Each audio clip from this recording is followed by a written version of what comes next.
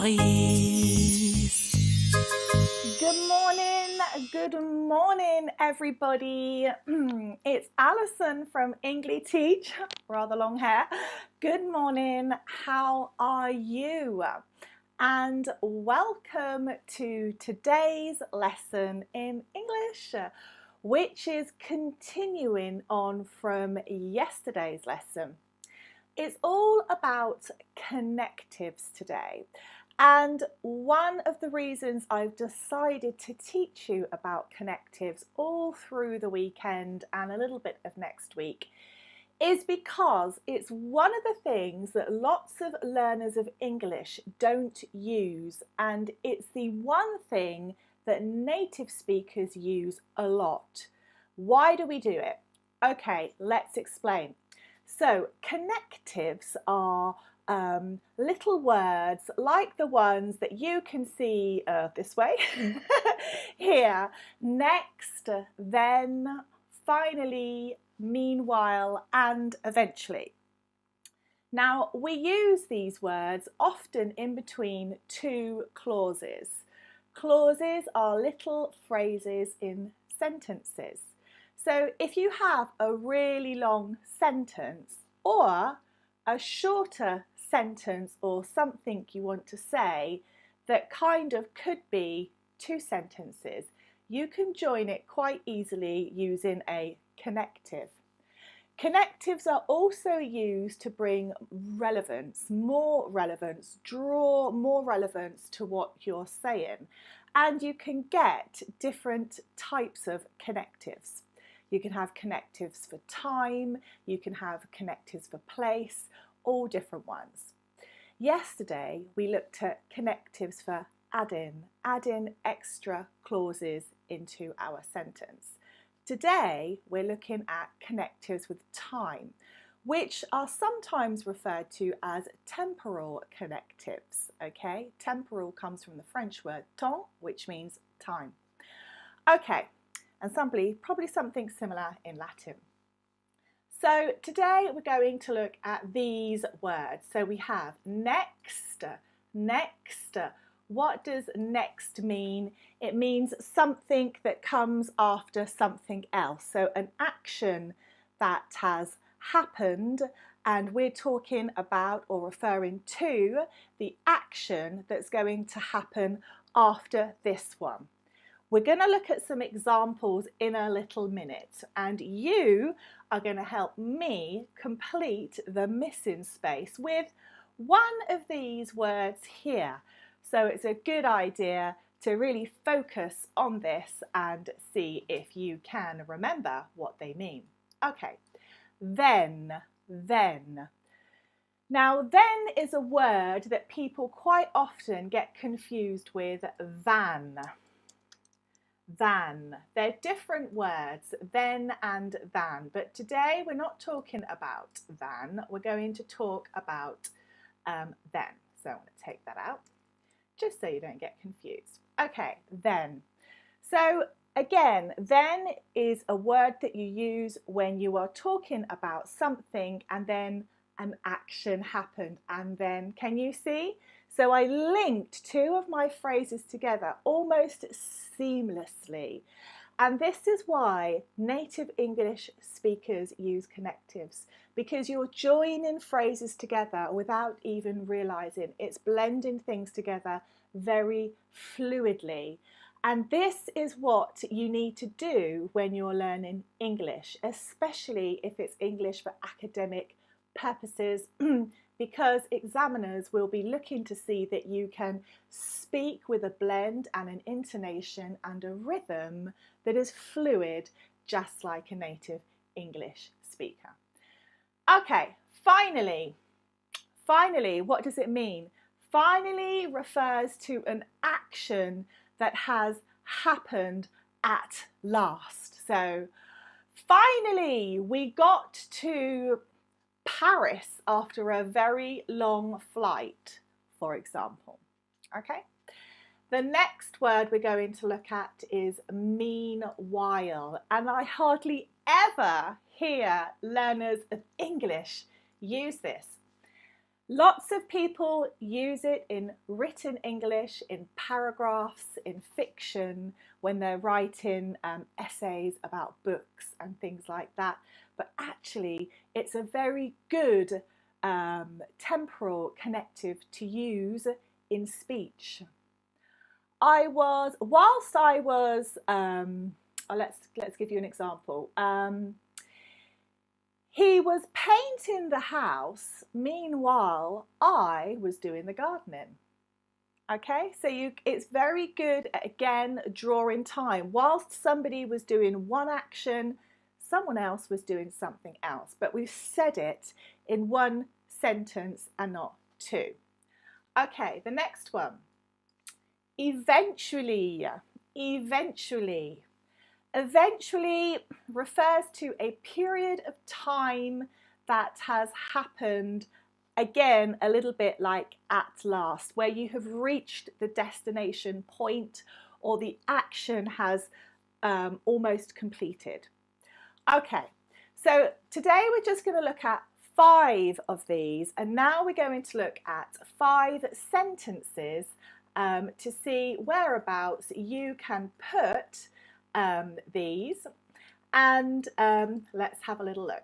Okay, so number 1, I've left out some gaps, and I'm going to be really mean, and I'm going to take away the words to make you work really hard. So, okay, let's go. First, melt the butter, okay? Add the sugar. First, melt the butter, add the sugar. What do you think this could be? First, melt the butter, add the sugar.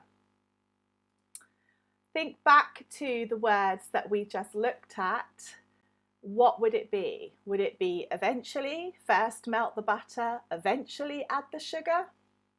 Could say that, but it would be a little bit weird. Okay, the word that you are looking for or should be using is next. First melt the butter, next add the sugar. So first melt the butter, this is the first action, okay? Next, add the sugar. Add the sugar is the second action. And next is joining those together. So instead of it being kind of separate and disjointed, you've brought it together and you've brought relevance as well. The other thing, the very important point with temporal connectives is that they bring relevance to what you're saying. You can't add the sugar until you've melted the butter. So there is a relevance of one action needs to be completed before the other one happens. And we call this interdependency. So these actions are kind of interdependent. You have to do one before you do the other. And this is further expressed and strengthened with this word next, the temporal connective. Okay, let's look at another example.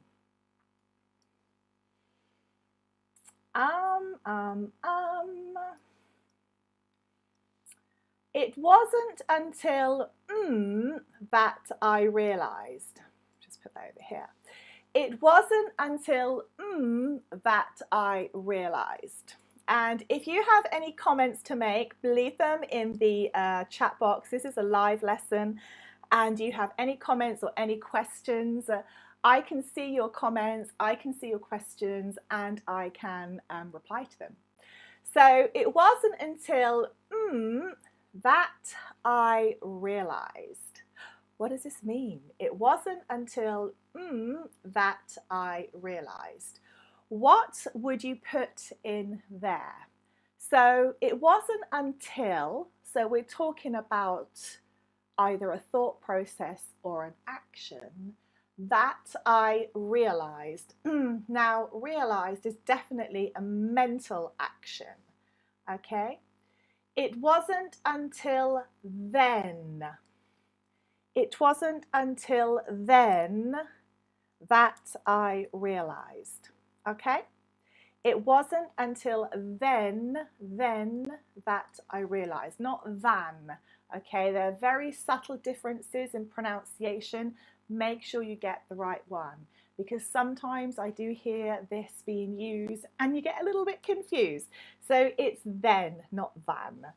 It wasn't until then that I realized. Okay, so you could say, it wasn't until then that I realized he was married to your aunt, or something like this. So you could use this as a standalone sentence, or you could add on here. And what you would do is you would take away the full stop, put in a comma, and continue the sentence. Okay, next. Let's have a little look at this one.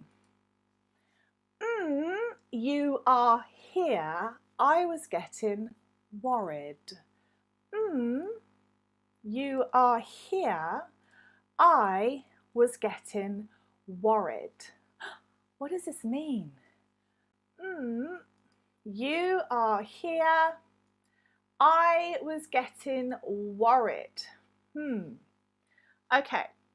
Think back to the other, to the words that we were learning. You are here. I was getting worried. What word should we put in there? So something, you are here. So we're talking about someone who has arrived at a destination. I was getting worried. So worried is like, oh, where are they? Maybe a little bit anxious. So the word that we're looking for here is finally. Finally, you are here. I was getting worried. Maybe you were waiting for someone so you could leave for a party. Maybe you were going to work and you were waiting for the train, so the person was worried about the train coming and you not, for example. So finally, you are here. So obviously final comes from the word final, and obviously we've added the ly to make it finally. Okay. Wonderful. Let's continue. The next one. It's going to take several days for my car to get repaired. I'm writing one. It's going to take several days for my car to get repaired. I'm renting one. Which one do you think this is? What do you think this is? Finally, it's going to take several days for my car to get repaired. I'm renting one. Slightly longer sentence. I'm just going to give you a couple of seconds whilst I respond to some of your comments in the live chat. Okay, it's going to take several days for my car to get repaired. I'm renting one. Now, how could we join this? Would it be next I'm rented one, then I'm renting one, finally I'm renting one, or is it meanwhile? Meanwhile is such a great word. Meanwhile, I'm renting one.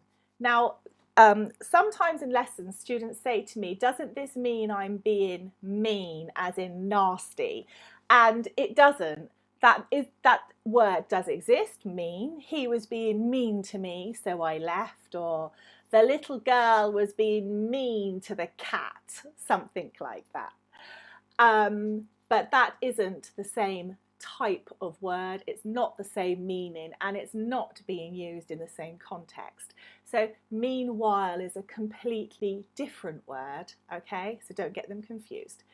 It's going to take several days for my car to get repaired.